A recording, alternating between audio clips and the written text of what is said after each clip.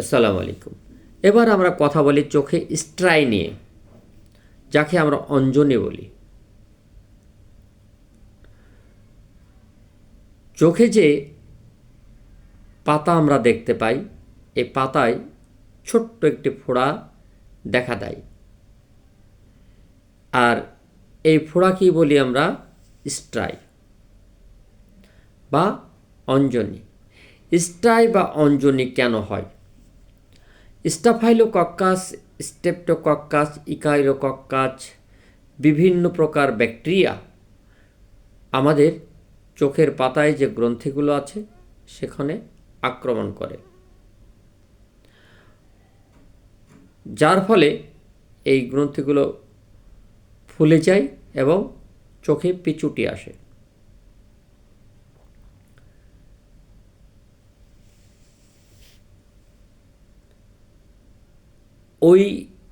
এর সাথে সাথে চোখটা লাল হয় কিছুটা, বিশেষ করে উপরের বা নিচের পাতা যে জায়গায় অঞ্জনি হয়েছে। তাহলে অঞ্জনি যখন হয়ে গেছে তখন আমরা অনেকেই চাপ দিই। চাপ দিলে কোনো সময় এটা ভুলেও চাপ দেবেন না একজন চিকিৎসকের পরামর্শ বাদে, কারণ এটা কোনো এক সময় গুঠুলির মতো হয়ে যাবে।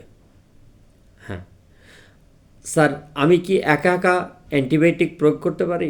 না, আপনি পারবেন না। কারণ এই চোখে অনলি ফর আই ড্রপ ব্যবহার করতে পারবেন, এবং যদি ভিতরে যে পুঁজ বা পাঁচ আছে এটা বের করার আগেই অ্যান্টিবায়োটিক দেন, তাহলে অ্যান্টিবায়োমা হয়ে যাবে, অর্থাৎ ওই পুঁজটা শক্ত হয়ে উপরে যে অঞ্জনিটা হয়েছে সেটা টিউমারের মতো হয়ে শক্ত করে অবস্থান করবে। এটা বারবার হওয়ার সম্ভাবনা থাকে। তাকেই আমরা কি বলি? স্ট্রাই বা অঞ্জনি। এটা হলে আমরা কি চিকিৎসা দেব? Chloramphenicol eye drop, only for eye drop.